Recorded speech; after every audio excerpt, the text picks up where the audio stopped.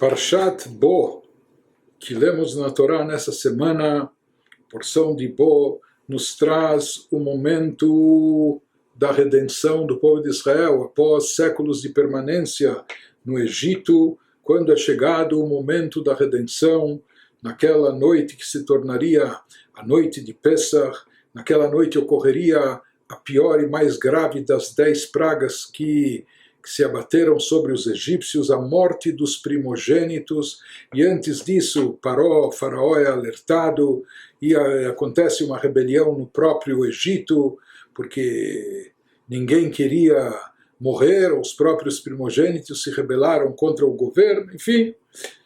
E há uma série de preparativos para essa noite, que é anunciado que naquela noite, na metade da noite, iria ocorrer essa mortandade, como realmente acontece. Os judeus, enquanto isso, eles se preparam com a oferenda do Cordeiro Pascal e também eles são ordenados a pintar os umbrais das suas casas, como se isso fosse, por assim dizer, um sinal de identificação. E mais do que isso, a Torá nos diz que naquela noite Ve'atem lo tetzeu ish mipetach beito ad boker. Havia uma instrução divina para todos os judeus, para todo o povo de Israel, quando Moshe anunciou aquilo que iria acontecer e alertou os egípcios. E ele também falou para os judeus o que eles deveriam fazer. Nós tínhamos a mitzvah do Cordeiro Pascal, de comer matzot, etc.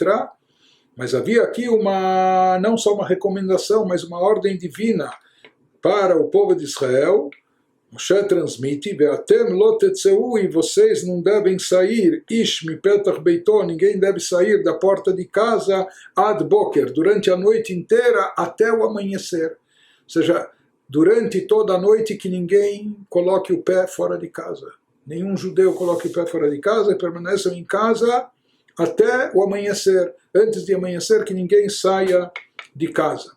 Por mais que essa mortandade dos primogênitos estava voltada contra os egípcios, e somente contra os egípcios. Mas interessante, aqui a Torá nos traz essa ordem divina. Era proibido para os judeus saírem de casa. E sobre isso dizem os nossos sábios no Talmud, Tana Rabbi Yosef, um ensinamento que é muito importante e relevante. Mai dichtiv, perguntou esse sábio Rabbi Yosef no Talmud, qual o significado, qual o sentido dessa ordem divina, Ve'atem lo tetzeu ish mipetach beito ad boker?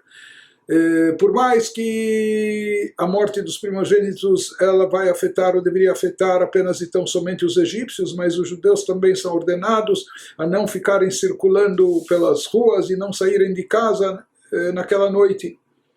Qual o sentido, qual a necessidade e o objetivo disso? Daqui nós aprendemos algo muito importante. Magid, shekeivan shenitna reshut lamashchit lechabel, eino mavchin ben tzadik lerasha.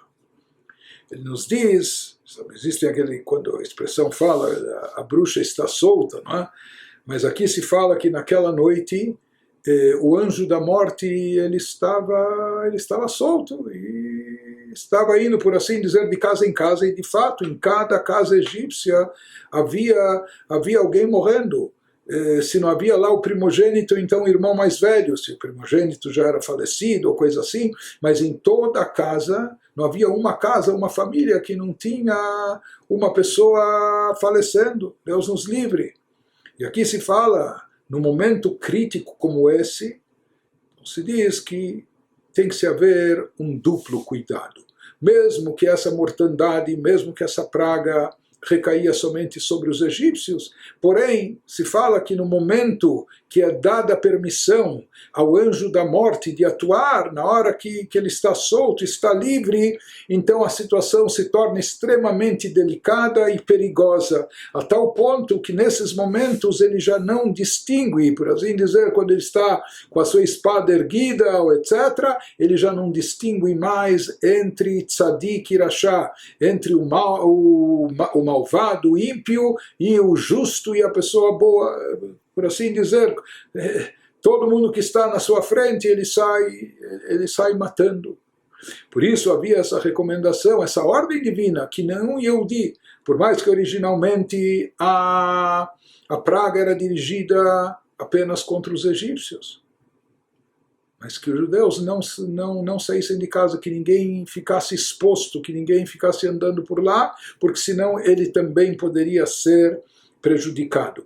E de fato, nós encontramos essa recomendação por parte dos nossos sábios. Em diversos lugares encontramos fontes disso no Talmud, no Midrash, etc.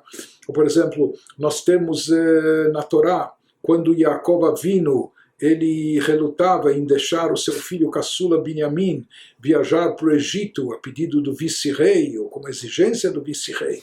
Né? Então ele dizia, não, a mãe dele faleceu no caminho, Rachel, o irmão dele, Yosef, se perdeu também no caminho, desapareceu, e etc. Então, e se fala que os caminhos oferecem os seus perigos. Então, por isso, se pergunta, espera aí, mas tem acidentes domésticos, tem acidentes que ocorrem dentro de casa, e Deus nos livre até às vezes acidentes fatais.